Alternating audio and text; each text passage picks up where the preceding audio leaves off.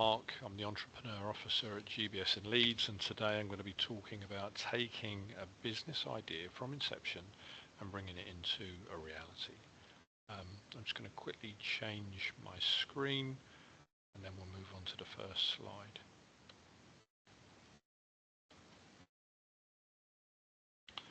Right. So you have a new product. How exciting to have that opportunity to have something tangible, something that you want to try and bring out and show the world. But before you do that, you really have to consider what on earth am I going to do with this product? How do I bring it to market? And also, is there a market for such a thing? So it's important at this stage to really have a look and start this research campaign. And I would recommend that you start off by looking at the strengths and weaknesses of what you have as a product, what's great about it, and what could be better, as an example. But also as well, look at your circumstances and consider, are you a business person, an entrepreneur, or are you more creative? Are you more of an inventor? And the reason I say that is because it's vital that you consider what's your strength about the whole thing. If you think that you can bring it to market all by yourself and set up a business, then that's fantastic. But if you think that really that's not who you are and that's not your strength, then it's important that you consider how you partner to move things forward. Because if you truly believe in something, it's important that you just don't leave it. You've got to push on.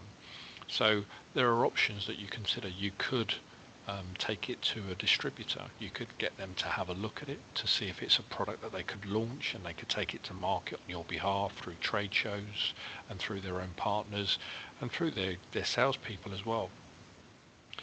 But they're the options, and you need to make that decision before you move forward. I'll give you an example. I had a business partner when I was in construction. Now, he was a creative and he was great at creating product and new products. But what he was awful at was actually selling or getting involved in any aspect of selling or marketing. I used to refer to him as a sales prevention officer, and the best place for him was to be kept out of sight. Should you protect your product, it's important that you consider all of this, and it's also important as well that you can do your homework as well. So ask yourself, is your product unique? Is it worth pursuing? If it is, look at all the options that are available. There are many. There's patents, there's design patents, there's trade patents, there's copyright, there's trademark, there's trade secret, there's confidentiality agreement, there's design rights, there's registered design. There's so much out there. When I was, again, in construction and we had our own business and we were looking at putting a patent on a product that we were selling,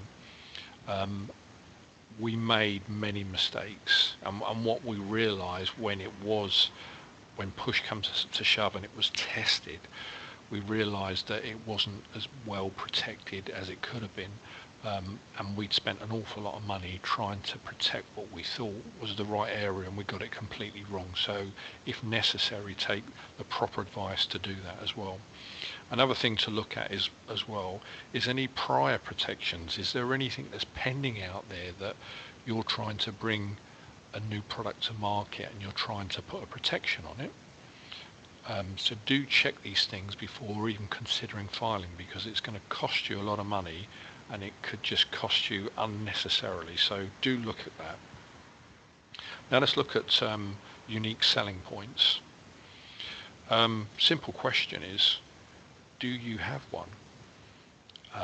In construction, when we had a product in construction, we had so many unique selling points that it was easy, not necessarily to bring it out into the market, but there were so many unique selling points to share, that it oozed all of these different areas of opportunity. But in retail, when I spent about 6 years in retail, I find myself swimming with the mainstream because I was just in a standard shop. So I had to really have a look at is what was unique about my product. And the only way that I could consider doing that was taking it to niche places and finding niche product that I wasn't competing with directly online, or I wasn't competing with the manufacturer as well, and to make sure that the customer service that I offered was to the best standard as well. And the other thing to consider as well is, do you have a want or do you have a need product? Again, I'm comparing it in construction. In construction, we had both. Our product was not only a want product, it was also a need product. So that made it great. So in times of difficulties, when money was maybe a bit scarce, or in times of seasonal times, again, it just weighed up on both. So it really worked out for us. Whereas in retail, that time I spent in retail, I had the pain of a pandemic, and then I had soon followed by the cost of living crisis. And because I was a want product, it was a shop that was a treat place. I really felt the pinch. So make sure you have a good look at that and work out, is that the right thing for you? Let's now look at budget. Do you have one? Is it a realistic budget? Is it something that you're trying to bootstrap and do on a shoestring? So if you are going to launch as an entrepreneur, you will need quite a bit of money in order to bring it to market. And don't remember as well, is if you do it through distribution, you still will need a budget in place, because they're not going to pay for all of it. And if they are, you'll feel some pain somewhere down the line in your margins. So make sure you have a look at that.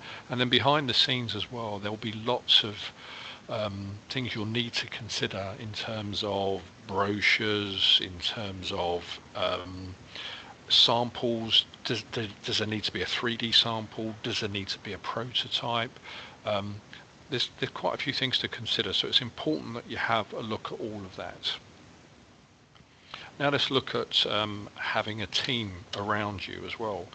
Maybe you're fortunate and that you don't need to consider actually having a team to help you, but it's probably likely that you will. So my advice would be, put the word out there with someone who's well connected in your area, and you'll be surprised at how effective that can be. When I was in retail, I had a retired gentleman who'd been a postman in this small marketing town where I lived his whole life, and he was so well connected that I mentioned about needing a member of staff, and I had people coming to me. That was very fortunate, I know, as an example. But it is important that you put yourself out there and get yourself networked so you can speak to people and try and find some options for you. The other option maybe consider is reach out to higher education and careers. I'm doing something similar now here, and you'll be surprised at how well they're connected with not just the students that they have on campuses, but other people who know other students as well. So that's a good way to get connected. And also as well, utilize your socials and your website and have a look and put information on there about expansion and opportunities. And again, that should create some activity for you. So try all of those things, and hopefully that will give you an opportunity to find the right member of staff. And during that time as well, it's really important that you consider exactly what you expect and want from that person, not just bring them in and let's crack on. Let's really consider inducting and turning and training and turning that person into the right person that you want for you, and don't settle for second best. Manufacturing costs. If there was ever a time to pitch, this would be it. It's imperative that you work with a supplier that sees the true potential in you and what you're trying to achieve. So if you can have a relationship with a supplier that can work with you rather than, right, here's the costs and this is how we work, but they can instead they can look at you and think, right, I think we can do something with this and I can see some true opportunity there. And that's why I say about really go for it with a pitch. So spend some time and think about who you are and what you're trying to do. And also don't forget as well, yes, it's great to have that relationship, but it's important that you consider putting in place all of the relevant paperwork, including an NDA, to make sure that you're fully protected. And make sure as well that you don't over design and that you do get your costs right. Knowledge.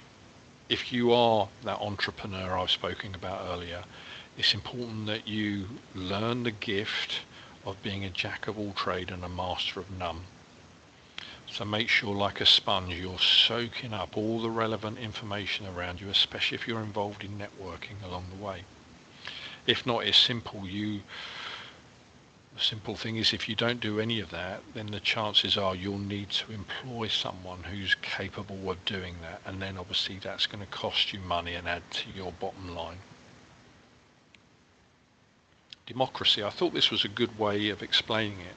So you've got a new product and you're trying to get it tried and tested, and we can make the mistake of thinking, oh, let's put it out to our nearest and dearest, our best mates, aunties, uncles, friends twice removed, and get their advice on the whole thing. And the simple thing is, you're not going to get, I don't think, the reality of it all, because if you're doing it with people that love you, they'll either just say, that's fantastic, it's the best thing ever, or they might not want to say anything to you. So if you truly want something tested, don't take it to places like that. Take it to people in the know and experts and get their sound, independent advice as well. That's the only way that's going to work for you. So you have to consider the fact that you're now part of a kingdom, because what you say is going to go, rather than trying to put it out to a democracy and then all of a sudden you find yourself in a situation where you can't make sound decision because everyone's got a voice. So be wary of that. And know when to down tools. If you mingle in a circle of like-minded entrepreneurs, you'll have no problem coming up with ideas. So if this is not the case for you, then further down you'll find yourself having problems further down the line. But don't panic. If you find yourself that you are a bit of a loner, make sure you follow the process, and if you find that the figures don't stack up, or that the product or the market lacks longevity, make sure you don't just go for it anyway, but be prepared to walk away and stop what you're doing. So don't take yourself up a path where it's a dead end. Make sure that you know what you're doing and you're moving forward, and that's going to work for you.